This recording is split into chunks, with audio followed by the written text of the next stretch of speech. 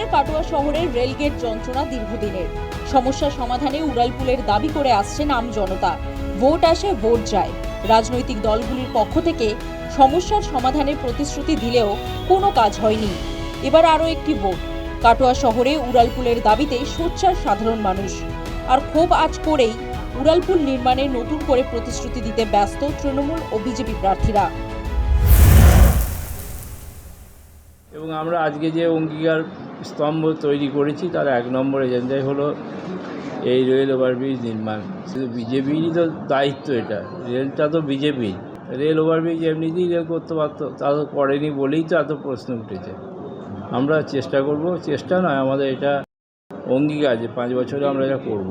6 বারের বিধায়ক 6 বার প্রতিশ্রুতি দিয়েছেন, একবারও হয়নি। তো উনি এবার জানেন নিশ্চয়ই কাটোয়া থেকে বিদায় নিচ্ছেন, তাই মানুষকে একটা ফের প্রতিশ্রুতি দিচ্ছেন। কিন্তু কাটোয়ারবাসী ভারতীয় জনতা পার্টি তথা ভারতবর্ষের প্রধানমন্ত্রী নরেন্দ্র মোদীর প্রতি আস্থা রাখছেন। আর ভারতীয় জনতা পার্টি জেতার পর প্রথম যে কাজ কাটোয়ার যে রেল ব্রিজ, সেটা নিশ্চিতভাবে হবে। শুধু উড়ালপুল নয়, অনুন্নয়ন ও উন্নয়ন নিয়েও জোর তরজা তৃণমূল ও বিজেপি প্রার্থীর মধ্যে। কাটোয়ায় ভাগীরথী নদীর উপর সেতু নির্মাণ, কাটোয়া মহকুমা হাসপাতালকে মাল্টি স্পেশালিটি হাসপাতালে রূপান্তর, নোয়াপাড়া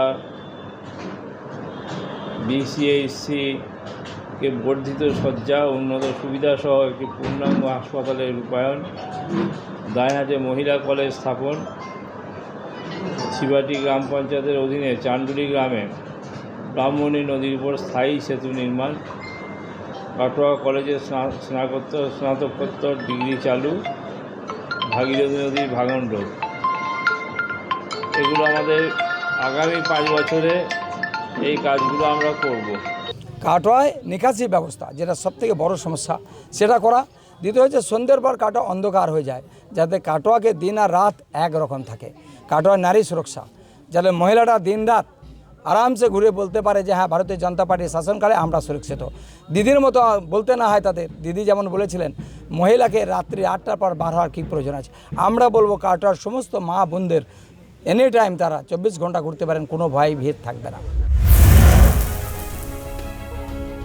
নির্বাচনের আগে সমস্ত রাজনৈতিক দলের যারা প্রতিদ্বন্দ্বিতা করছেন তারা সকলেই বলছেন জয়লাভ করলে উড়ালপুল তৈরি করবেন। তবে নির্বাচনের পর দলই ক্ষমতায় আসুক, তারা আদৌ উড়ালপুল করবেন কিনা বা এই এলাকার মানুষদের এই স্বপ্ন পূরণ হবে কিনা, তার জন্য অপেক্ষা করতে হবে আমাদের আরও কয়েকটা দিন। পূর্ব বর্ধমানের কাটোয়া থেকে ক্যামেরায় সঞ্জয়ের সঙ্গে বিধান, নিউজ টাইম।